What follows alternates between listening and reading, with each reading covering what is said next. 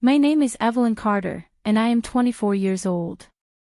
For as long as I can remember, I have carried the weight of my family's responsibilities on my shoulders. My father, Thomas Carter, was never one to ask too many questions as long as things were taken care of.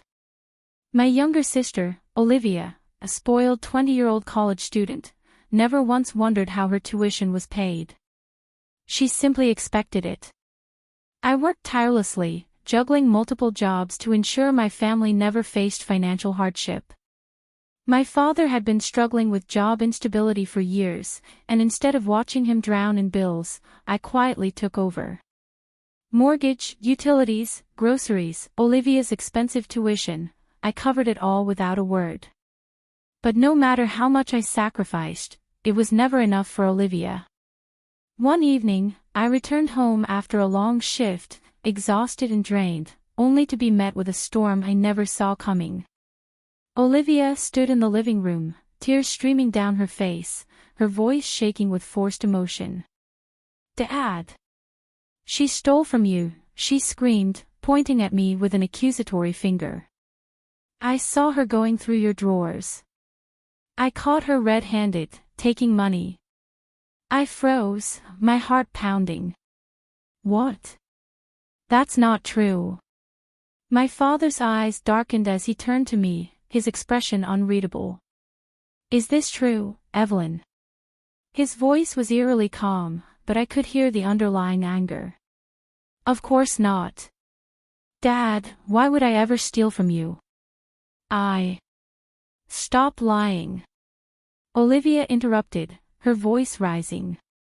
"She's been hiding money. That's why she never lets anyone touch her bank statements. She's been taking advantage of us this whole time." I looked at her, stunned. The audacity of her lies left me speechless. "That's not true," I said again, my voice firm. "Dad, I pay for everything. I've been the one." "Enough." My father's roar silenced me. His face was red with anger, his hands clenched into fists. "I trusted you, Evelyn. I let you stay under my roof, and this is how you repay me. You're nothing but a liar and a thief." I felt the ground shift beneath me. Years of silent sacrifice, years of putting them first, and this was how it all ended. "Get out of my house," he shouted. "Dad, please." I said get out. Tears blurred my vision as I realized the truth. There was nothing I could say to change his mind. Olivia had won. Without another word, I turned and walked to my room, my hands shaking as I packed a small bag. I took only the essentials: clothes, my phone, my wallet. Everything else, including the years I had spent taking care of them, I left behind. As I stepped out of the house, the door slammed shut behind me. And just like that, I was homeless. The cold air bit at my skin as I stepped onto the street, my small bag slung over my shoulder. I had nowhere to go, no safety net. My entire life had revolved around taking care of my father and Olivia, and now I was completely alone. I spent my first night at a cheap motel, using what little savings I had. The next morning, I woke up with a renewed sense of clarity. If they wanted me gone, then I was truly gone. And with that, I made my first decisive move. I stopped paying for everything. At first, the missed payments went unnoticed. My father and Olivia continued their lives as if nothing had changed. Olivia went on her usual shopping sprees, my father watched his television without concern.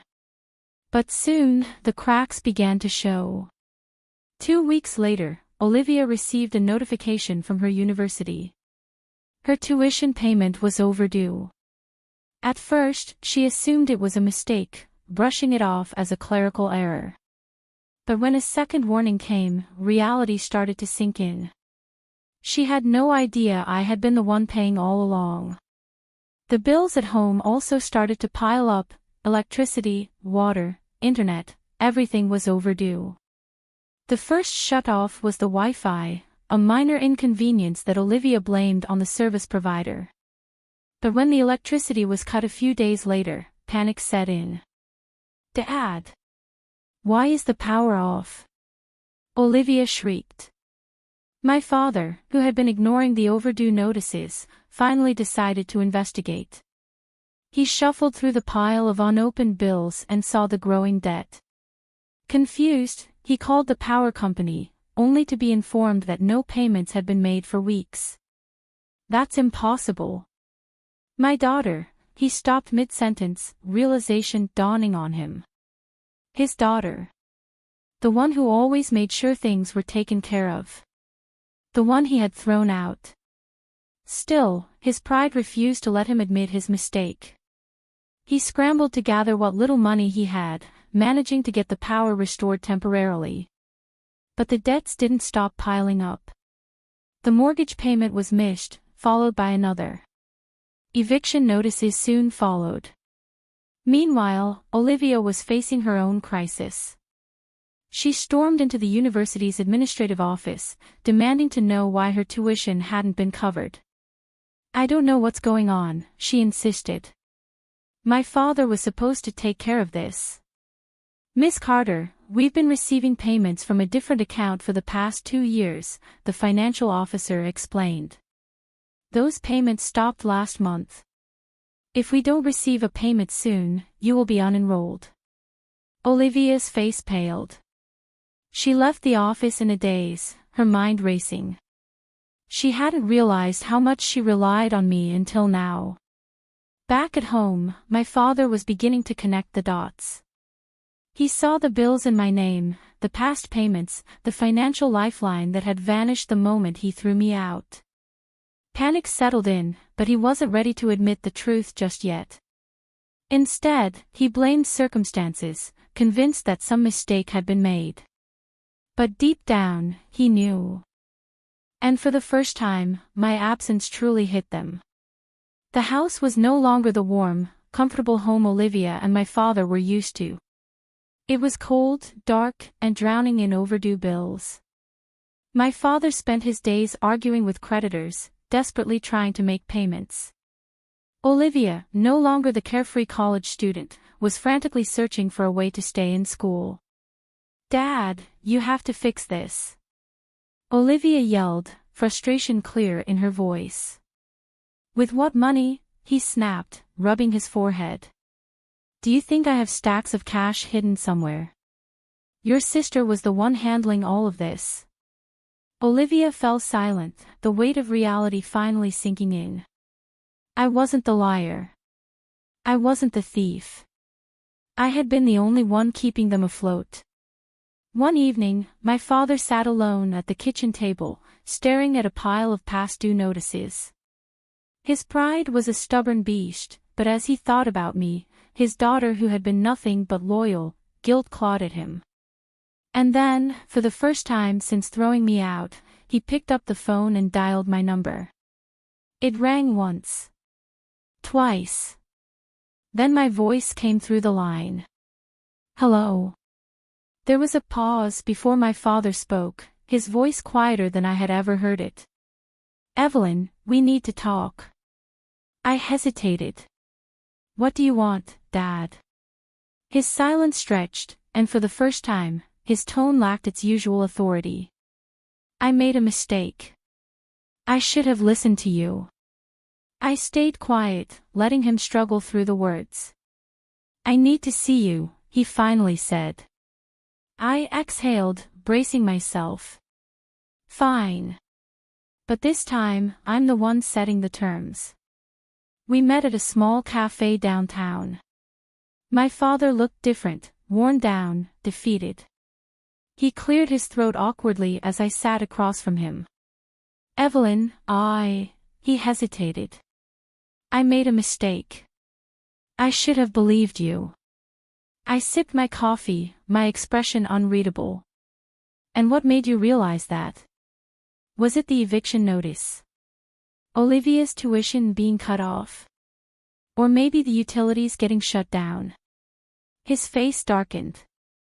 I get it, Evelyn. You proved your point. But we need you back.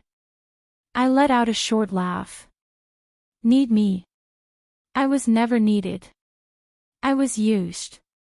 And now that your golden goose is gone, you suddenly regret it. His eyes filled with guilt. I leaned in. No, Dad. I've moved on.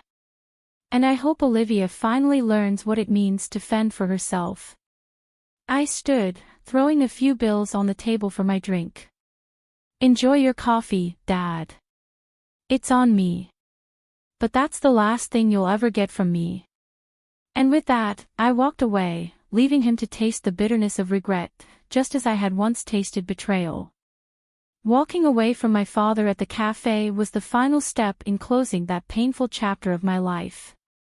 I refused to let their betrayal define me. I had spent too long sacrificing for people who never appreciated me. Now, it was time to put myself first. I secured a job with a company that valued my hard work. Without the weight of my family dragging me down, I finally had the chance to save money, for myself, not for them. Within months, I moved into a beautiful apartment, one that was truly mine. Determined to grow beyond mere survival, I took classes in financial management and business. Eventually, I started my own consulting firm, helping others regain control over their finances. It was empowering to know that I could build something for myself, without being drained by people who only took and never gave. Olivia tried reaching out once she hit rock bottom, but I ignored her calls. My father sent a letter apologizing, but it was too little, too late. They had made their choices. Now, I was making mine. For the first time in my life, I was free. And it felt incredible.